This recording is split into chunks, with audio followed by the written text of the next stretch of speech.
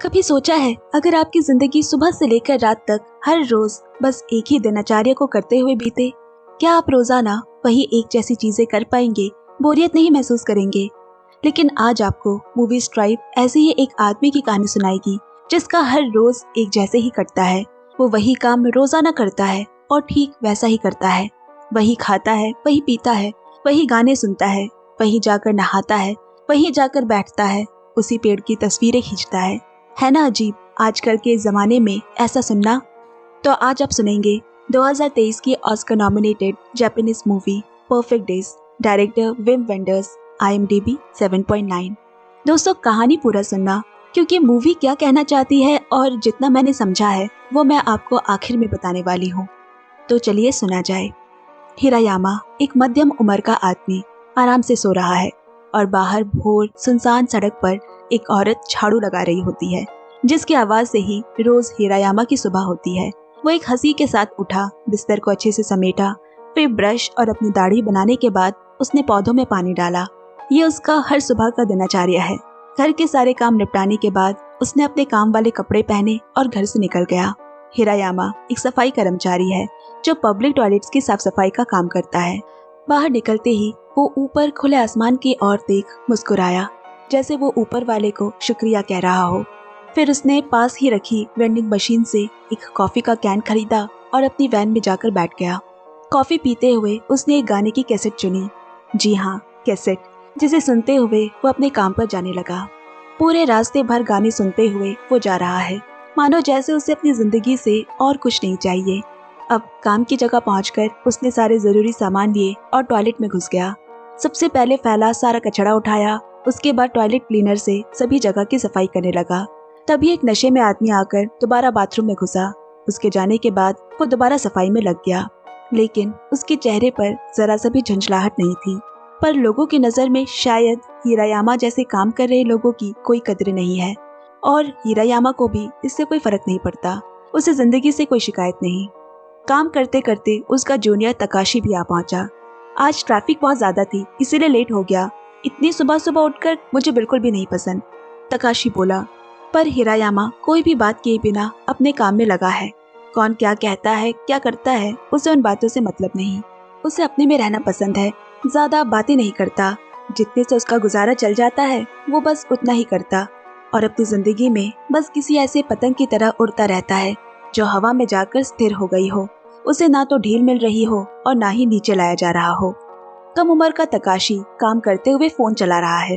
मन तो उसका एक पैसे का नहीं है। जल्दी जल्दी काम खत्म कर वो घर जाना चाहता है। यहाँ का काम समेटकर हिरायामा दूसरा टॉयलेट साफ करने चला गया। सफाई करते हुए अचानक उसे किसी बच्चे के सिसकने की आवाज सुनाई दी। जाकर देखा तो बाथरूम में एक बच्चा अपने माँ से अलग हो गया है और रो रहा है। बड़े प्यार से बच्चे के पास जाकर उससे बात की। क्या हुआ बेटा, चलो तुम्हारी मम्मी को ढूंढते हैं। और हाथ पकड़कर वो पार्क में इधर उधर देखने लगा। इतने में जोसुके जोसुके चिल्लाते हुए उसकी माँ हड़बड़ा कर आई और उसे गले से लगा लिया। वो हिरायामा को अजीब तरह से देखती है। फिर उसने अपने बच्चे को डांटते हुए जल्दी जल्दी उसका हाथ टिश्यू से पोंछने लगी, जैसे पता नहीं उसने किसे छू लिया हो, और फिर वहां से चली गई। उसने एक बार भी हिरायामा को शुक्रिया तक नहीं कहा, पर वो बच्चा उसे पीछे मुड़कर बाय करता है। इतने में ही वो खुश हो गया। इसके बाद हिरायामा फिर से अपने काम में लग गया। दोपहर हो गई। सैंडविच और जूस लेकर एक पेड़ की ठंडी भरी छांव में आराम से बैठकर वो खाने लगा। फिर अचानक से उसने एक पुराना कैमरा निकाला जो आज के जमाने में तो दिखते ही नहीं है। वो आईफोन और एंड्रॉइड से कोसों दूर है। उसके पास है तो बस एक पुराना कैमरा। हवाओं में हिलडुल रही हरे भरे पत्तियों की उसने बस एक तस्वीर ली, आजकल की तरह हजारों नहीं। फिर उसकी नजर एक छोटे से पौधे पर पड़ी। भागकर वो उस पौधे के पास गया। बड़े जतन के साथ उस पौधे को वहां से उठाकर अपने लिफाफे में रख देता है। मालूम पड़ता है उसे पेड़ पौधों का काफी शौक है। जिस जगह वो खाने आता है वो एक शांति मठ का इलाका है, जहाँ मॉन्क को देख उसने अपना सर झुकाया और उसकी सहमति से ही उसने वो पौधा लिया है। शाम होने वाली है। वही गाना सुनते हुए वापस वो घर को लौट रहा है। घर पहुंचकर सबसे पहले उसने पौधों को बहुत प्यार से अपने बाकी सारे पौधों के साथ लगा दिया। लगता है यही उसका परिवार है। सबको पानी डालने के बाद साइकिल लेकर निकल पड़ा पब्लिक बाथरूम में नहाने। हिरायामा अपने रोजमर्रा के दिन में जिसको भी देख उन्हें हंसकर सर झुकाता है। अब नहाने के बाद हाथ से पंखा लगाते हुए उसने वहीं बैठे थोड़ा सुमो रेसलिंग देखा। अभी इतनी गर्मी और अगले ही पल खराब होते मौसम को देख वो अब वहाँ से निकल गया। बारिश भी शुरू हो गई है, लेकिन हिरायामा खुश है। बाहर गाड़ियों से सड़कें जाम है, लोग छाता ओढ़े रास्ते पर चल रहे हैं। अब साइकिल में ताला लगाकर वो अपनी उसी जगह पर खाने आ गया। रेस्टोरेंट का ओनर उसके लिए वही खाना और ड्रिंक ले आया। खाते खाते हिरायामा टीवी पे बेसबॉल गेम देख रहा है। उसकी जिंदगी इतनी ही सरल है, शायद ऐसे ही जीना उसे पसंद है। अब घर आकर उसने अपना बिस्तर लगाया और किताब पढ़ते पढ़ते सो गया और अपने सपनों में खो गया। फिर से भोर हुई, उसकी आंख सफाई वाली की झाड़ू की आवाज से खुल गई। हंसते हुए वो उठा, बिस्तर समेटा, ब्रश किया, दाढ़ी मूछें बनाई, अपने पौधों को पानी दिया और फिर से अपने काम पर निकल गया। उसका हर एक दिन इसी तरह ही गुजरता है, यही काम करते हुए, और उसे कभी बोरियत महसूस नहीं होती। घर से निकलकर ऊपर आसमान की ओर देखकर मुस्कुराना, वेंडिंग मशीन से कॉफी खरीदना और गाने सुनते हुए खुशमिजाज मन से काम पर जाना, और हर दिन उसी तरह से मेहनत कर काम करना। काम के दौरान आज अचानक तकाशी की गर्लफ्रेंड भी वहाँ आ गई, जो तकाशी को अपने साथ बाहर ले जाने आई है। तकाशी जल्दी जल्दी जो काम पकड़ा है वो करके निकल जाएगा। मेरे बाकी हिस्से का बचा काम भी आज तुम कर लेना ना, मुझे अपनी गर्लफ्रेंड के साथ जाना है, ऐसा मौका रोज रोज कहाँ मिलता है, तकाशी ने हिरायामा से कहा। हिरायामा ने उसकी बात मान ली। आधा काम वैसे भी तकाशी कर चुका था। तकाशी धन्यवाद करता हुआ स्कूटर पर बैठ तो गया, लेकिन पिछले कुछ मिनट से स्कूटर है कि चालू ही नहीं हो रही। भागता हुआ वो वापस हिरायामा के पास आया और बस आज के लिए उसकी गाड़ी मांगने लगा। हिरायामा ने साफ मना कर दिया। उसकी सारी चीजें, सारा काम वो अपने मुताबिक करता है, उसे छेड़छाड़ पसंद नहीं। लेकिन तकाशी को बच्चे की तरह जिद करता देख आखिर में वो दोनों को ड्रॉप करने तक का मान गया। चलो, कुछ ना होने से कुछ तो होना अच्छा है, तकाशी के लिए ये भी काफी है। अब गाड़ी में तकाशी आया से हिरायामा का परिचय करवाते हुए कहता है, हिरायामा मेरे सीनियर है, बहुत मेहनती है, लेकिन मिस्टर साइलेंट है, किसी से बात नहीं करते। मुझे तो आज तक नहीं पता कि उनकी आवाज कैसी है। और हिरायामा, ये मेरी गर्लफ्रेंड आया, मस्त है ना। आया ने उसे चुप रहने को कहा और हिरायामा की तरफ मुड़कर बोली, क्या मैं ये कैसेट सुन सकती हूँ? हिरायामा के पास आज भी कैसेट्स वाला प्लेयर है, जिसे आजकल के गाड़ियों में देख पाना ना के बराबर है, और कैसेट्स भी सारे पुराने जमानों के गाने का है। गाना चलने लगा। आया को गाना सुनना इतना अच्छा लग रहा है कि कुछ समय के लिए वो सब भूल गई। अब तकाशी ने हिरायामा से पूछा, क्या आपको सच में ये काम पसंद है? आपके पास तो अपनी सारी चीजें हैं, फिर भी इस काम में इतने क्यों घुसे हुए रहते हैं? बड़े ही अजीब है आप। इधर आया के हाथों में आईफोन है, मगर फिर भी पहली बार कैसेट में गाना सुनने में उसे बहुत मजा आ रहा है।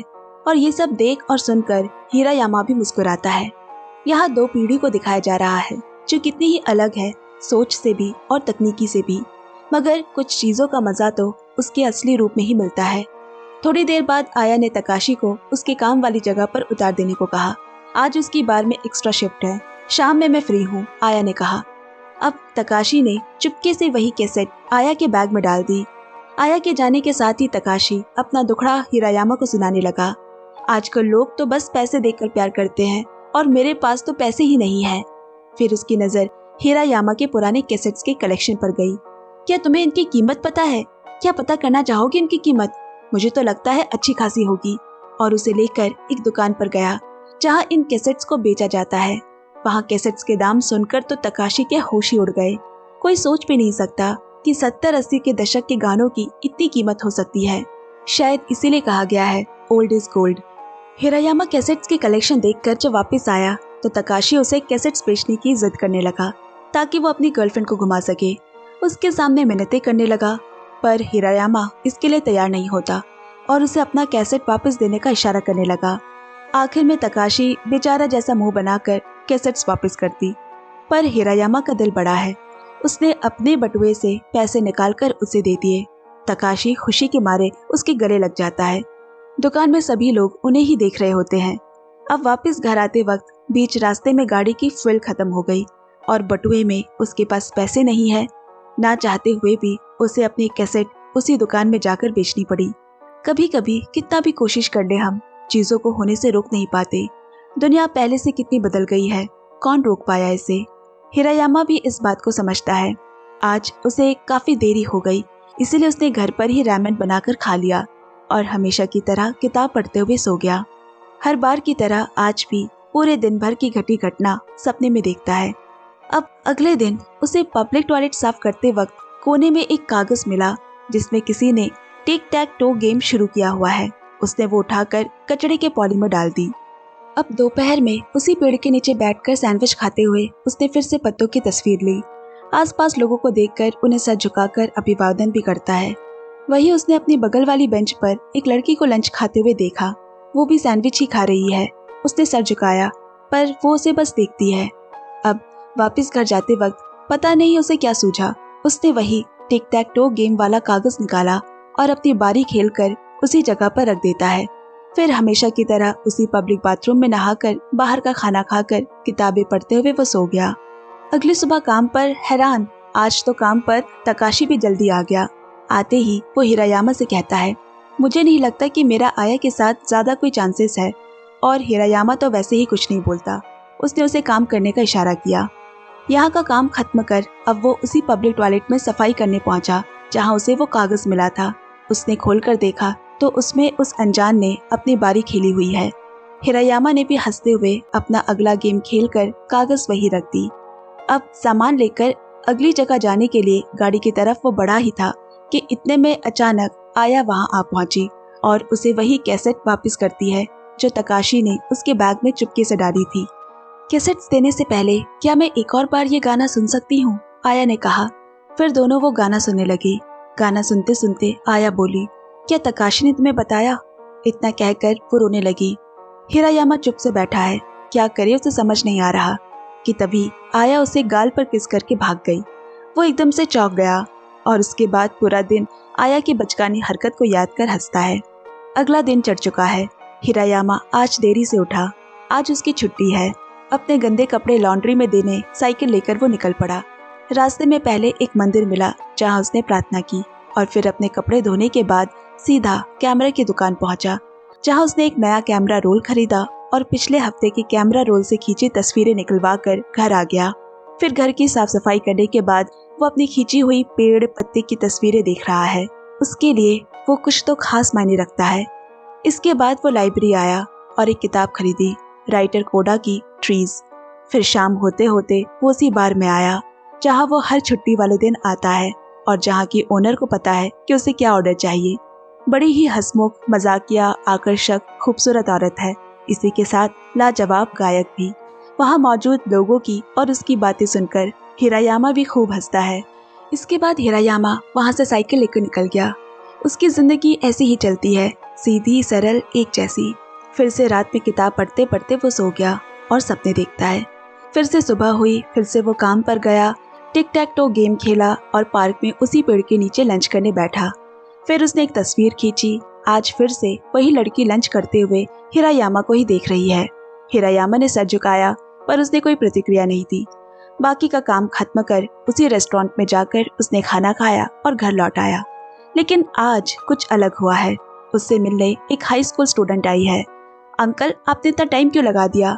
कहाँ थे आप? मैं कब से आपका इंतजार कर रही थी। थोड़ी देर तक हिरायामा ने उसे हैरानी से देखा।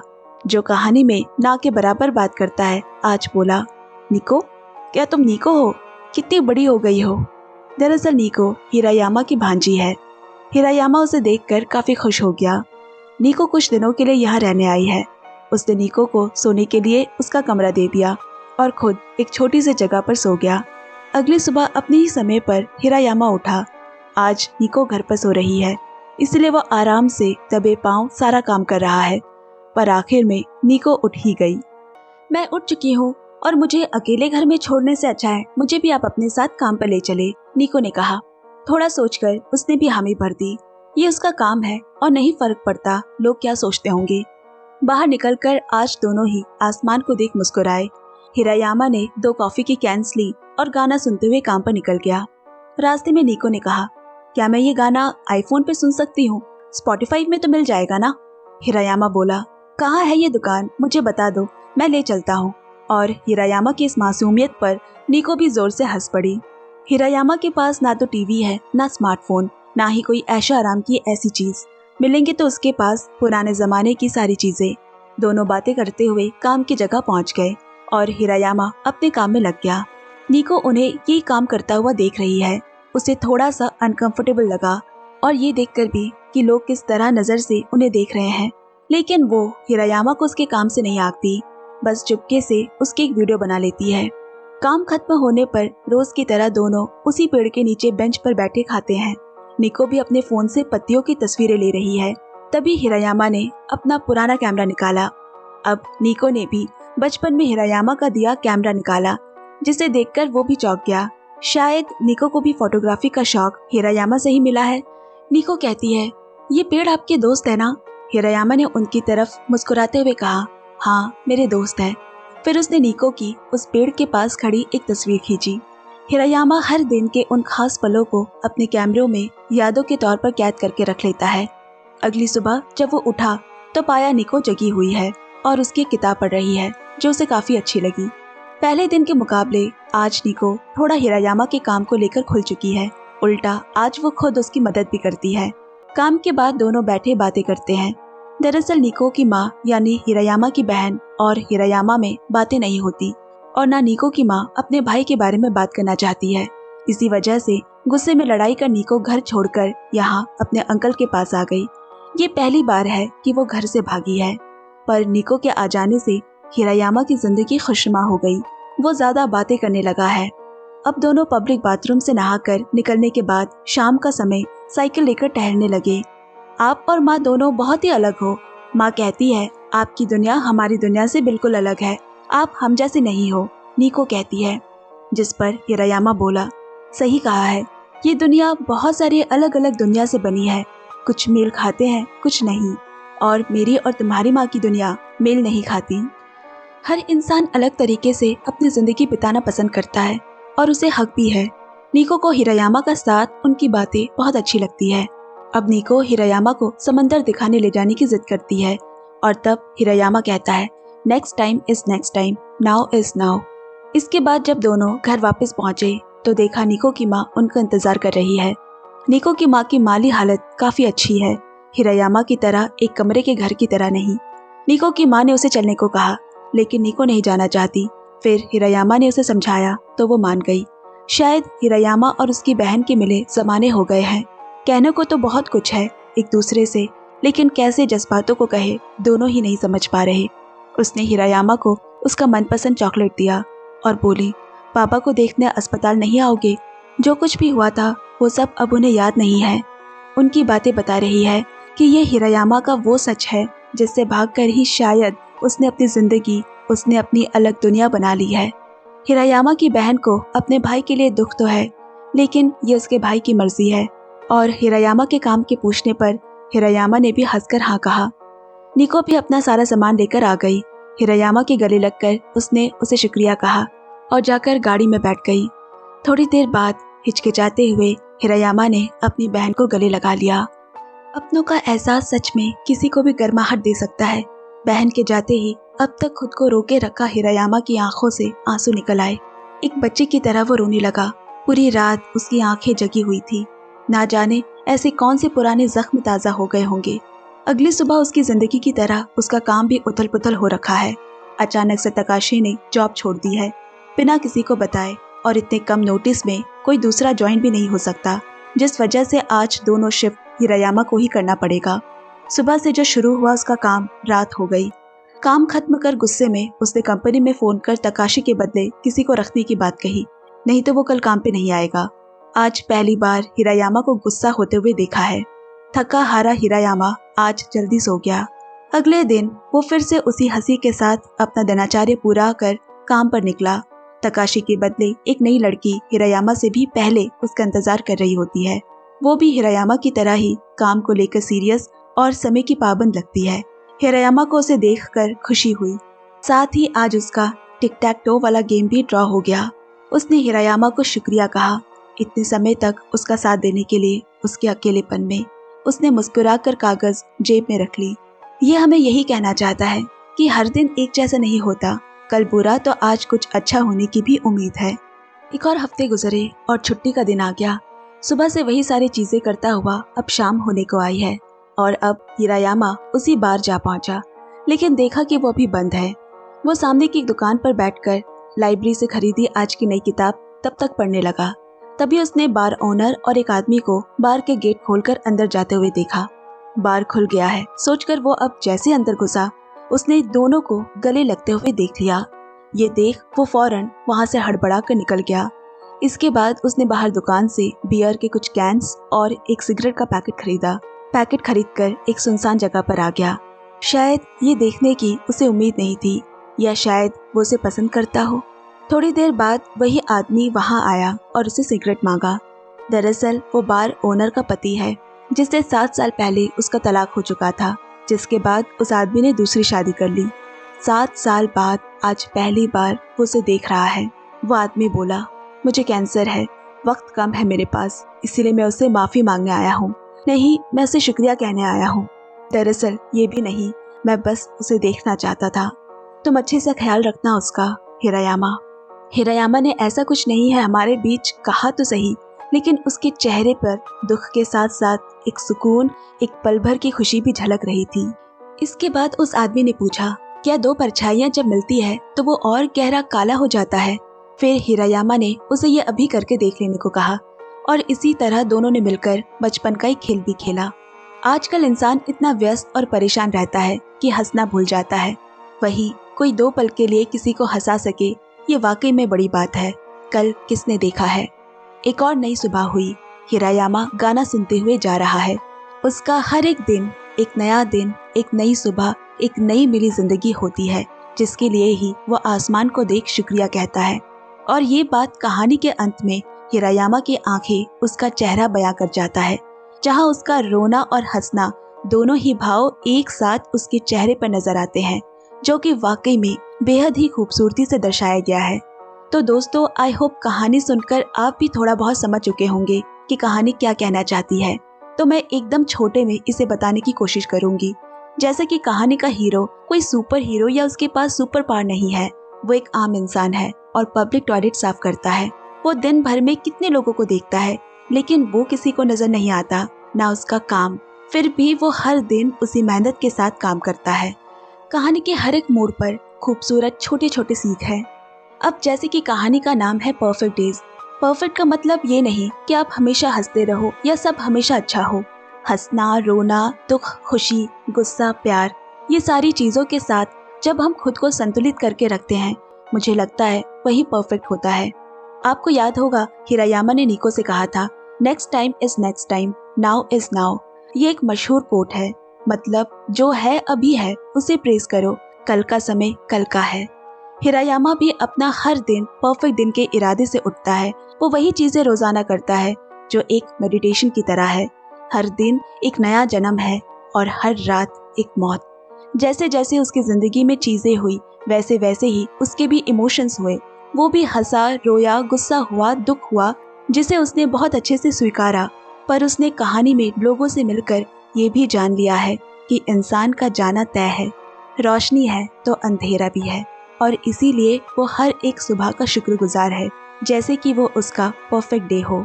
इसी के साथ अब मैं विदा लेती हूँ। धन्यवाद दोस्तों। और हाँ, अपने थॉट्स आप ज़रूर कमेंट्स में शेयर करें।